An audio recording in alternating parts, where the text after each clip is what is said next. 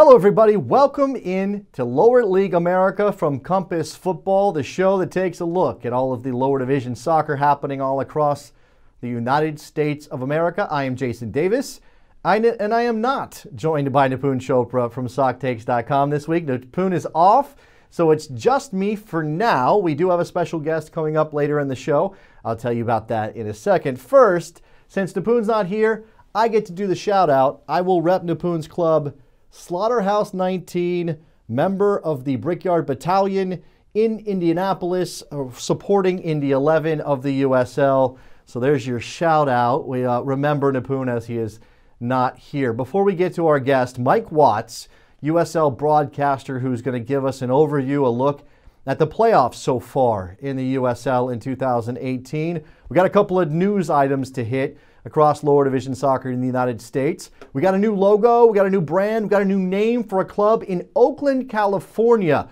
Now, we don't know yet where this club is going to play. It's called Oakland Roots Sports Club, and they're saying that they're going to launch in 2019 as a professional soccer team. We have a logo which represents Oakland with the roots and the oak tree, designed by Matthew Wolf, who also designed LAFC's logo that took the world by storm ahead of that club's launch in Major League Soccer. He was also responsible for that Nigeria kit that everybody was rocking during the World Cup, selling out in record time from Nike. So shout out to Matthew Wolf and the excellent work he's done. This is a very cool logo. Again, the team describes itself as professional soccer, so we shall see where that manifests in 2019. Also, USL, Austin Bold entering that league in 2019. Of course, this is all against the backdrop of a potential relocation of the Columbus Crew and Precourt Sports Ventures trying to get a stadium deal in Austin, Texas. One of the elements in that story was lobbying against this stadium deal. Bobby Epstein, who was part of the Circuit of the Americas ownership group, and a gentleman involved in Austin Bold. They're going to be playing at the Circuit of the Americas in Austin. He was giving money to the INDYAUSTIN PAC in Austin, Texas. That group got in trouble for an ad that included an image of Pepe the Frog relating to Austin's Jewish mayor, Steve Adler. This has obviously not gone over very well at all, and now Bobby Epstein has pulled his money out, or said that he is not going to be giving any more money to INDYAUSTIN after this incident. INDYAUSTIN says they were unaware that Pepe the Frog was a symbol of the alt-right. Here's what Bobby Epstein said in a statement. I and everyone associated with the Circuit of the Americas vehemently and unequivocally oppose the use of any and all hate speech against any person, group, or belief, and will not tolerate this attack, whether it was intentional or unintentional. A new wrinkle in the Austin soccer wars. Also, USL League One launching in 2019, we know that. Adding new club to that officially, Lansing Ignite is going to be jumping in to that league in 2019. They've got themselves a logo. They're going with that automotive theme in Michigan. They kind of come out of Lansing United, but those connections are tenuous. There is some upset among the supporters groups who have long supported Lansing United, who went from NPSL to PDL and now is connected to this USL League One entry. Lansing Ignite will join 8 other teams for the 2019 season, 9 founding members of that league. Lansing Ignite will play in a baseball stadium, a minor league baseball venue there in Lansing. It's not always the best fit, but perhaps it'll work for Lansing Ignite as they get life started as a professional club in Michigan. All right, that's the news. When we come back, let's talk about the USL playoffs. Mike Watts, USL broadcaster, will join us to break it all down here on Lower League America from Compass Football.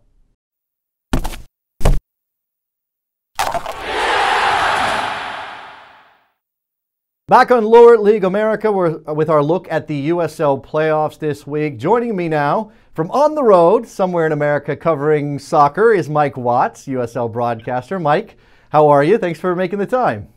I'm good. I always love calling in from somewhere in Alabama. This is my idea of a great time. Hey, Alabama is one of the heartland states of America. I lived in Alabama. A factoid about me, but neither here nor there. We're not talking about Alabama yet. We might get to Alabama. There might be some USL news related to Alabama, but we're talking about playoffs in 2018, Mike. And we've got 4 teams left. We are down to the final 4. We don't mess around in the USL.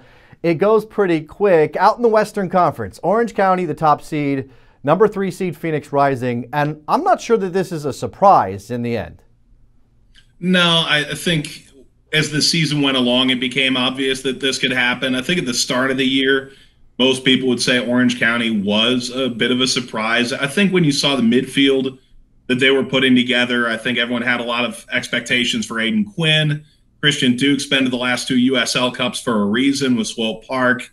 And obviously Chaplow had already been there with some EPL experience and a guy who's set to retire soon. So they built that, but without Thomas Voldson, where are they right now? And Michael Seaton is played a bit above his station. Phoenix, on the other hand, I think everybody saw this coming. I don't think they saw it coming with Rick Shantz as the coach. Sure. So, having Patrice Cartheron step away and them still find a way to get to this point, now that's something that's a bit unexpected. We actually have 2 teams in the Final Four that have made coaching changes midstream, which is pretty remarkable. We'll come to the other one here in the Eastern Conference in a second. This is how Orange County got to the conference final in the West. They beat St. Louis 4-0, and they handled Reno 1868 in that conference semi 1-0. Aiden Quinn with the goal, a nicely taken goal. Mike, your analysis of that game, because Reno dominated possession. Certainly they had chances. They just couldn't put the ball in the back of the net. Yeah, I don't know that you're expecting Orange County necessarily to come out and dominate. I think Reno is a team that does possess very well. Their passing numbers over the course of the year certainly would show that. Orange County, for the most part, this year has been pretty clinical. They've scored a lot of goals for a reason. It's not because they're creating some outsized number of chances. It's that the ones they have actually made that they've taken advantage of. St. Louis, on the other hand, you feel bad for them because they finally get over the hump and into the playoffs, and they were just missing everybody, and that's devastating. I mean, Wall-Fall is out, and Herzog wasn't playing at his best, and you go down the line. So, to a certain extent, they kind of got the easiest road possible to this stage, but they earned that. That's certainly something that the 1 seed should be able to do. Yeah, home field advantage for Orange County, both of those matches. Phoenix, 3-0 win over Timbers 2 in their opening round match, and then a 4-2 win over Swope Park. That game was wild. Didier Drogba assisted and scored. He's bald now. It's crazy, Mike. Yeah, he is bald.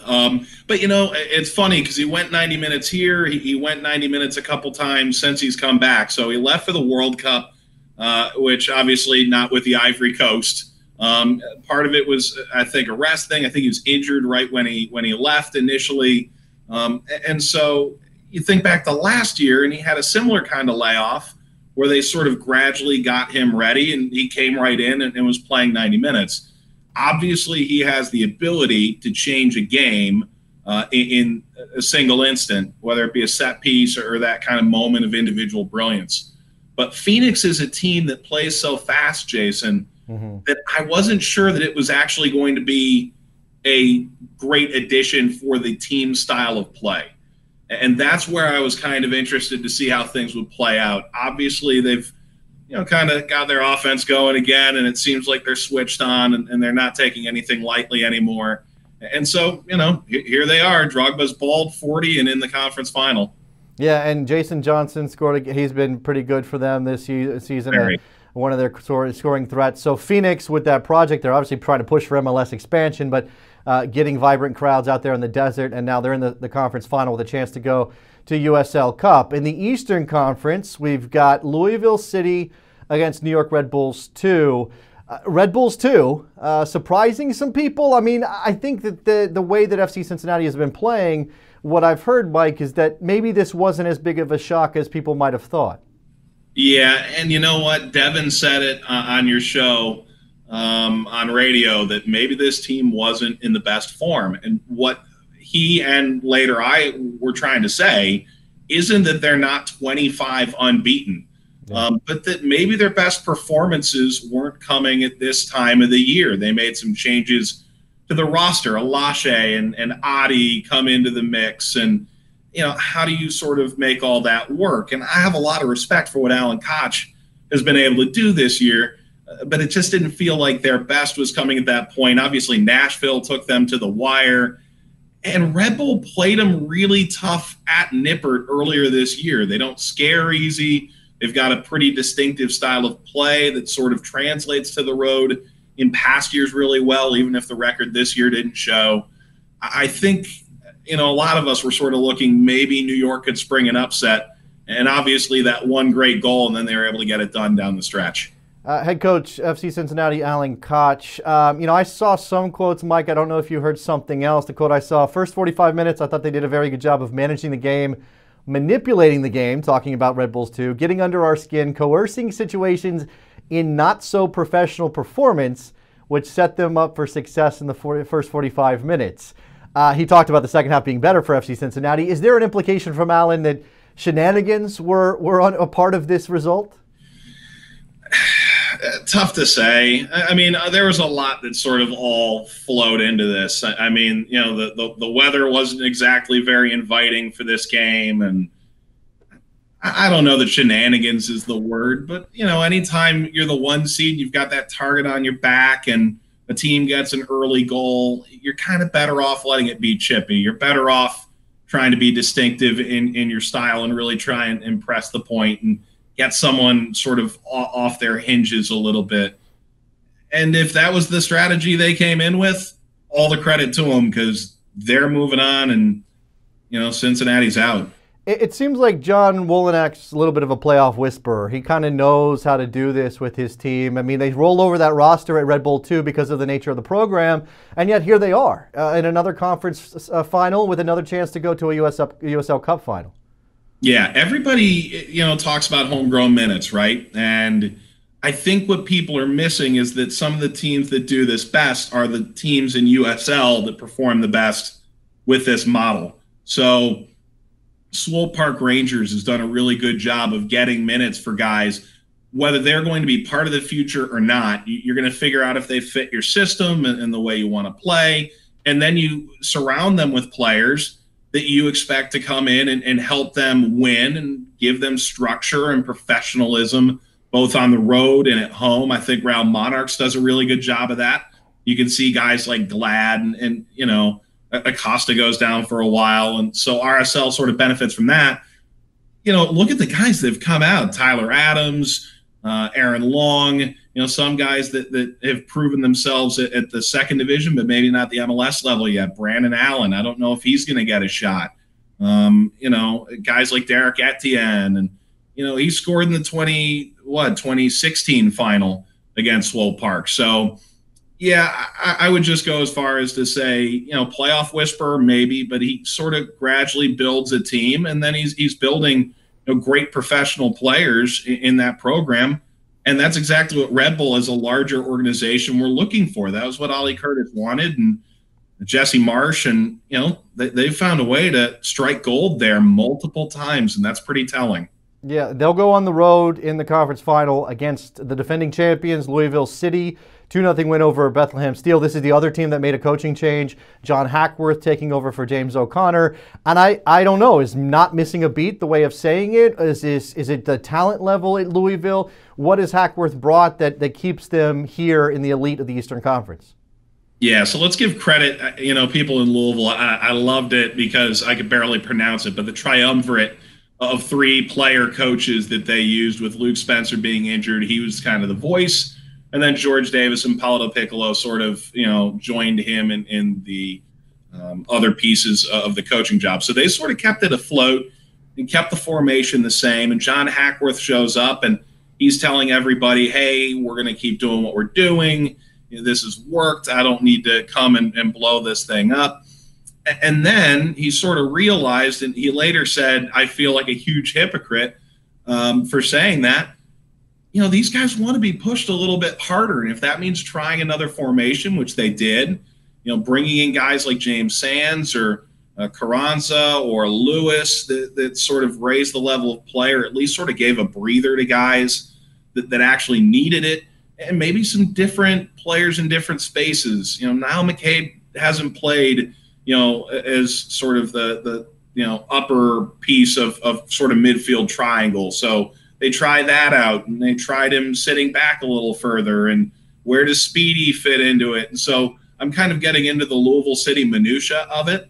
But the long and short is I don't know that he came in with any brilliant ideas. He's just sort of found ways to massage results out of people. And at first people are going, oh my goodness, this isn't as good as O'Connor. And now the results are coming, and everyone goes, okay, we can sort of keep moving forward and try and defend the title. So last thing on the Eastern Conference Final, how big is that home field advantage? We saw them run through Louisville, Slugger Field, all the way to the final last year and winning a championship. How big of a deal is it against the Red Bulls? Yeah, they've never lost in the playoffs, I believe, at Slugger Field. I mean, it's an ultimate home field advantage. And look, John Hackworth comes from, an MLS background. He comes from a U.S. soccer background. He's not used to having, an area of the field that sort of has a different pitch. But, he went to Penn FC, and he kind of said, okay, it's a little different there. And Cincinnati is different. Indy is a lot tighter than a lot of places. So it's not a baseball field, but, there's something unique to that too. So is it different? Yeah, it's different. I'm interested to see whether or not, it did make a big difference, I think, in the Eastern Conference Final last year. I thought it made a difference in the USL Cup a little bit because two teams that completed a lot of passes didn't, which was really surprising to me. So, yeah, it'll play a role, but I don't think a significant one in this particular game. Yeah, we'll find out how that plays out in the conference finals. So we're there, Final Four, looking for a new champion in USL. Meanwhile, the league continues to grow and move on. 2019 is looming. We've got, we talked a little bit about some of the teams that have been eliminated. They'll be looking for next year, although we know some of them won't be in the league. And this is where the ins and outs are interesting, Mike, and I just want to get your thoughts here. FC Cincinnati obviously is going to Major League Soccer next year. Richmond is moving down to League One. USL League One. TFC 2 is also doing that. Penn FC, I believe that's been clarified. I'm not positive what's going on with Penn FC. And these outs, I mean, how much of an impact do they make on the league, considering we have a bunch of new teams coming in? Yeah, I think you're sort of seeing people, and I know this is sort of going to be a trigger for people. They're almost like self-relegating. I think Richmond sort of realizes that right now the right speed for them is in League One. For a different reason than maybe Toronto FC2 thinks that League One's better for them. League One for Toronto FC does sort of have a little bit of a development tinge to them because they're sort of trying to get players that are younger than even, Red Bull or Swope Park might have, valuable professional minutes. And so, what that means is different for every organization. What Penn FC is going to do, I don't know. I sort of, in my eyes, saw it maybe a mixed message there a little bit. And that's just from kind of reading the press releases. I don't really have an insight on that. But, I think the rebrand on the whole, look, it's a rebrand. And that's part of this too. I think it's slick. I think it looks good. I think it sounds good. And I think it's going to, give people a better idea of what they're looking at as they're looking at it. And that's the goal of a brand in the first place. I think in that sense, they've done a really nice job with it. Okay, so USL Championship, USL League One, expansion to USL and the top division teams that you'll be calling next year. I think I have this right. All 7 of these teams coming in: Birmingham Legion, Austin Bold, El Paso Locomotive, Hartford Athletic, Memphis 901, New Mexico United, and Loudoun United. Do I have that right? All of those teams coming in for 2019? I think that's right. And like, even I'm kind of sitting here, like I've got notes, sometimes it's a bit of a jumble. Yeah, it is a bit of a jumble, but we're excited for, I think, Birmingham looks like they have their act together. They're making inroads. They've hired some MLS experience for that team. Jay Heaps is in charge there. Tom Sohn is their first head coach. That's pretty ridiculous. You can bring that sort of expertise to the table on the sidelines. We know about Austin. There's some things happening there we might get into, or that might unfold over time. Hartford, Memphis, which I think killed it with their branding. It's exciting times for USL, Mike. Yeah, no doubt about it. I was at Memphis when they released the brand, and I got a chance to chat with Tim Howard a little bit about it. And, I'm super impressed by, what they've done. Birmingham, I think, has sort of got the right idea. I think the branding is slick. They just started their season tickets this past week, and they're sort of getting off the ground. Hartford hiring a Jimmy Nielsen is really impressive. That's a good one. They've found ways to really give themselves a footprint and an imprint in the league year one, maybe differently than like a Las Vegas, although they certainly found a way to do that. Sure. We haven't talked about Eric Winalda, Mike, but he's going to be part of your league, part of USL next year. Get to have a chat and hang out with Eric Winalda, and that's the kind of spice and that's kind of the kind of excitement that USL certainly, it not just needs, but is obviously cultivating. Yeah, but you know what? That's the case for every league, right? I think Serie A goes, okay, we have Ronaldo. I think everyone's sort of looking to make that splash. I think sometimes we forget that this is entertainment too. I mean, anyone who thought, why is Wayne Rooney coming here? Well, because he still has something left in the tank and he still wants to play, and he can make this team better. So, like, what's wrong with that? I as a person who's an outsider far longer than I was an insider, that's sort of what hits me about that whole debate. But, like Winalda coming in, that was a great hire for them because they wanted a splash, a guy who's been around Vegas, a guy that would maybe, make things a little more traditional, I think, in Vegas than what El Chalice and Isidro were doing there. So, yeah, it's unique. And I think there's a lot of reasons to watch. I think it's a fun league. The playoffs this year have been awesome. Yep, 3 more games until we crown a champion. Mike Watts, USL broadcaster, joining us for this edition of Lower League America. Thank you very much for the time, Mike. Yeah, Jason, can't wait for November 8th, 8 p.m., ESPN2. We're crowning a champion on the biggest stage that we've ever had. Can't wait to be a part of it, and our team can't wait to be a part of it. Thanks for having me. Looking forward to it for everybody watching Lower League America. That's it for this week's episode. We'll be back. Nipun Chopra will be back next week. We're going to take a look at that NASL versus U.S. Soccer lawsuit that's continuing to wind its way through the courts. Make sure you're following us on Twitter, Facebook, Instagram, everywhere your social media lives exist. I'm Jason Davis. Thanks for watching. Talk to you next week.